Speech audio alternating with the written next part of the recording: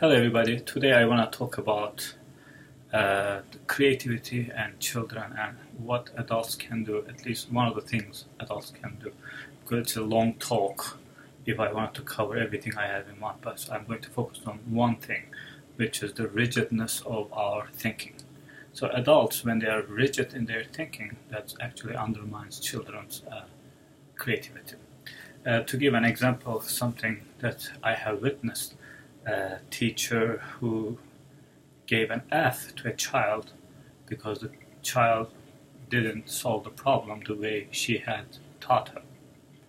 So the problem when I witnessed this, when I looked at the child's paper, I realized that the answer was correct and the child actually didn't violate any mathematical rules or anything like that.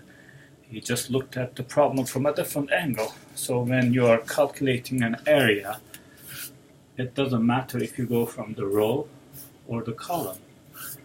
You can look at this, or you can look at it from this angle.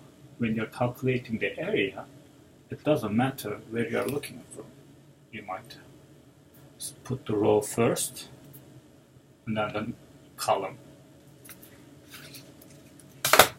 But the teacher was upset with that child's paper because that's not how the teacher taught him.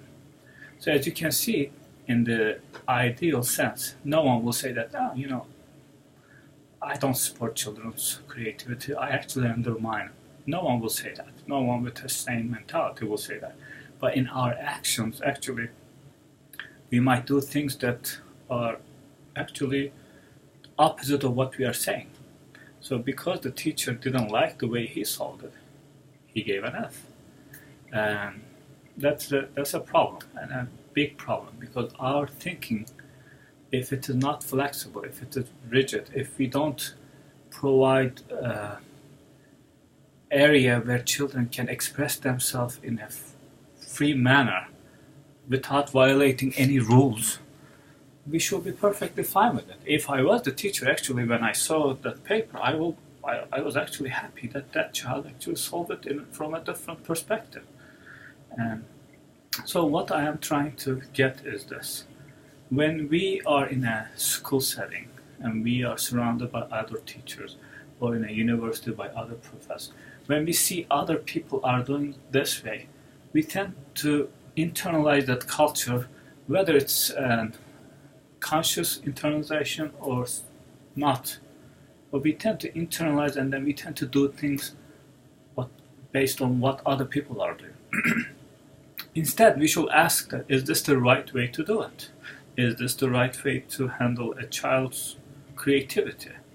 Giving an F is an easy thing. Yes, you can give F all day long. But the question is, does your action support the child's creativity? Do you show respect for the child's work or not? That's the question. So in the idea, everybody is in support of creativity. But we got to look at our actions. What are we doing? Are we really supporting children's creativity? And when they solve a problem in a unique way, do we really appreciate it, or does it bother us because we didn't teach them? After all, how dare they can solve a problem from an angle that we have not taught them? Do you see? It could be very problematic. So, what do? We must have a critical thinking.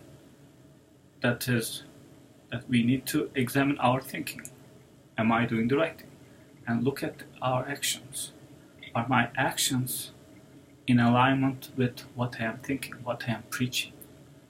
So all teachers, professors, parents, let's be more critical about what we say and what we do, and see if what we say and what we do matches. And this is a challenge not just for teachers, for professors, for anybody, for parents, anybody, including myself. And we really have to think about, how can I support this child's creativity?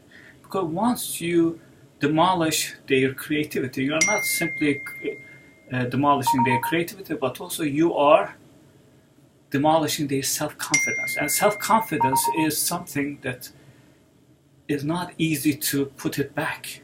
Once you demolish someone's self-confidence, it's very hard, especially for young children. It's extremely hard to stand up on your feet again. It's very hard. So we got to be very careful.